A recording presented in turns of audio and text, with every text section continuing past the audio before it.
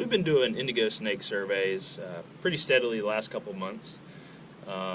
Most of you probably know that, seen a lot of posts about it. But we've also been doing another project simultaneously, and that has been roadside gopher tortoise surveys.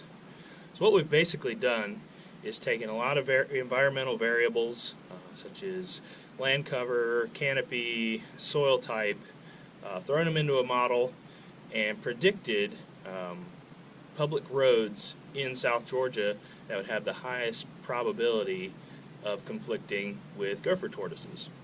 So what we did is we took the output from that model, we mapped it out, and between indigo surveys, I've been driving a lot of these roads that were highlighted as high probability of tortoise vehicle conflict. And I'm just driving these roads looking for burrows, possibly tortoises are out moving around, although it's kind of chilly this time of year, there's not a lot of activity, so we're mostly just looking for burrows. And then also just classifying the habitat, kind of generally. If you have fire-maintained habitat, you have really fire-suppressed, is it agricultural land, different things like that. So that's what we're doing, and the overall goal is to, when we've ground truthed all this area, is to have a real good idea of where the major potential conflict areas are for tortoises and highway traffic. So all this data will be then given to the Georgia Department of Transportation, where they'll be able to use it to inform future decisions and possibly do things along existing roads that would prevent tortoise mortality, such as place barriers or possibly highway underpasses for wildlife, different things like that.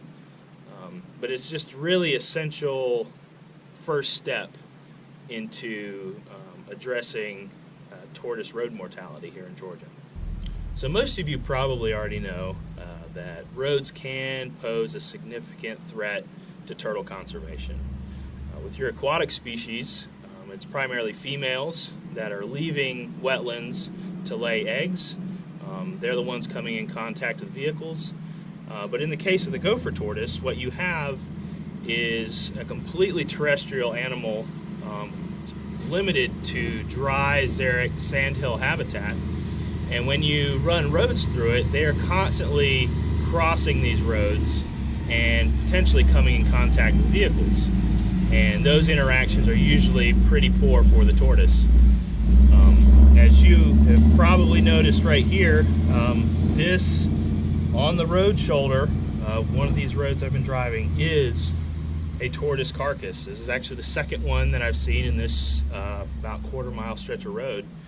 And both of these appear to have been struck by vehicles. I don't know if it was an actual vehicle and then the road grader just pushed it into the bank, or if it was actually the road grader that struck the tortoise initially. But either way, this tortoise died due to an interaction with a vehicle. Now if you look at the habitat here, off to this side you have some really thick fire-suppressed habitat, still some openings, but it's growing up pretty thick. There hasn't been fire here in a while, and it's becoming unsuitable for gopher tortoises. If you look across the road on the other side, we've got this fence bordering this large open pasture. Now, tortoises would probably do okay out in that pasture. It's a lot real grassy, a lot of sunlight. However, that fence is preventing them from going out into that field. So what you basically have is this narrow corridor along this road, very marginal habitat. So all these tortoises are pushed up against the road shoulders. I've seen a couple burrows just right off the edge of the road, and unfortunately when they get out, they come up to browse or search for mates or do whatever tortoises are doing. They're crossing the road a lot, and inevitably they're going to be struck by cars. So it's a real shame, but that is something we see very commonly here in South Georgia. Hopefully the work that I'm doing right now will help to make this unfortunate event less and less common. As you can tell, I'm starting to get rained on, so I'm going to get back in the truck and continue on my survey, and I'll see you guys again next month.